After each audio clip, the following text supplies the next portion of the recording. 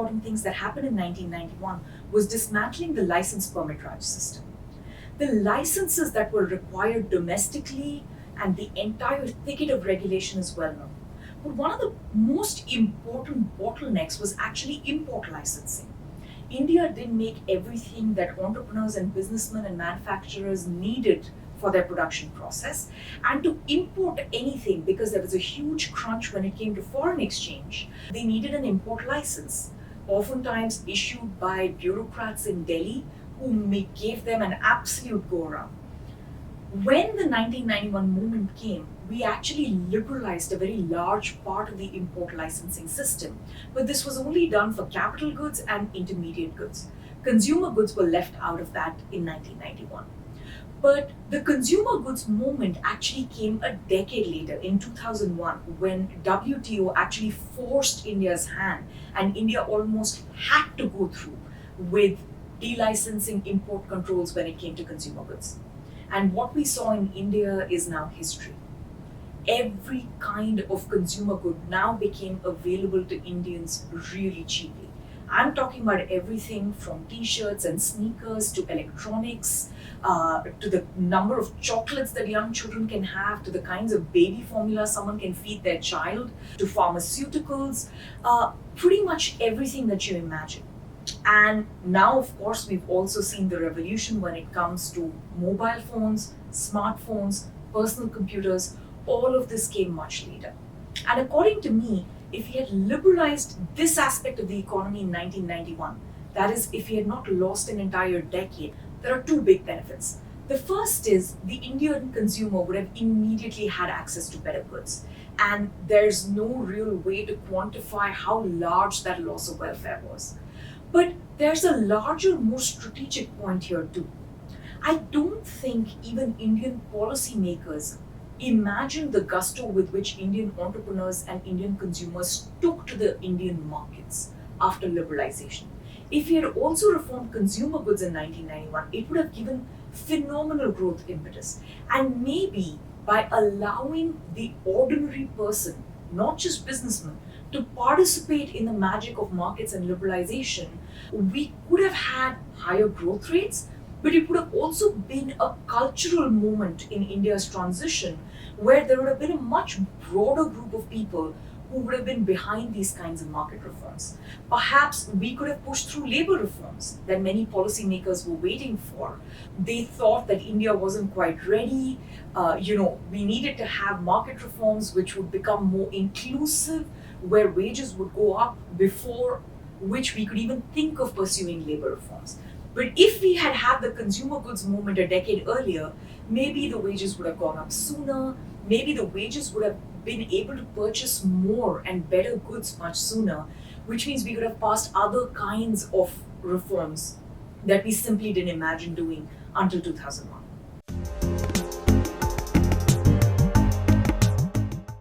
One of the most pressing problems before us today is that half of the Indians are trapped in a very unproductive part of the country and a very unproductive sector of the economy. And this is the agrarian/rural sector. And a big reason for this is our land policy. It is fashionable to say that we need to have land reforms, but let's first understand what are the problems that we have. The first is that Indian farmers are actually trapped in very small landholding sizes, which is making them extremely unproductive in their use of land and in the use of their own human capital. So a lot of Indians need to move out of agriculture. But having small landholding sizes is a consequence of having land ceiling policies.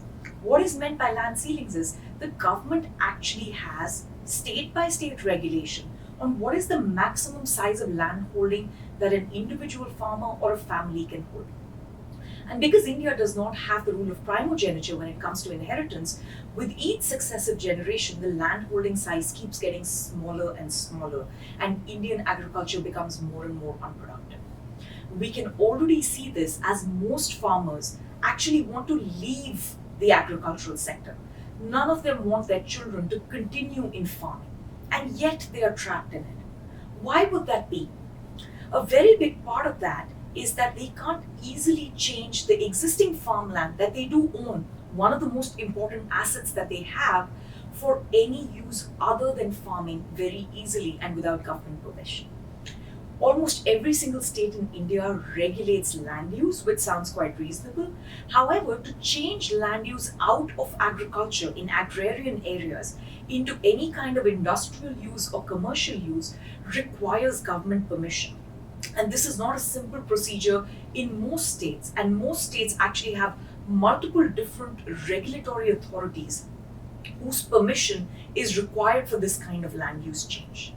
Now, the consequence of this is that any piece of land that comes with a land use that is agriculture ends up having a very depressed price for sale because it's only agricultural land. The moment we have a land use certificate attached to the same piece of land, the value of that land actually just shoots up. Now, depending on where you are, if you are a land holder in, let's say, the outskirts of Gurgaon, sometimes your price of that land could go up 30 to 40 times. In most cases, it's at least 3 to 4 times if you have any kind of permit already attached to the land that allows you to change land use.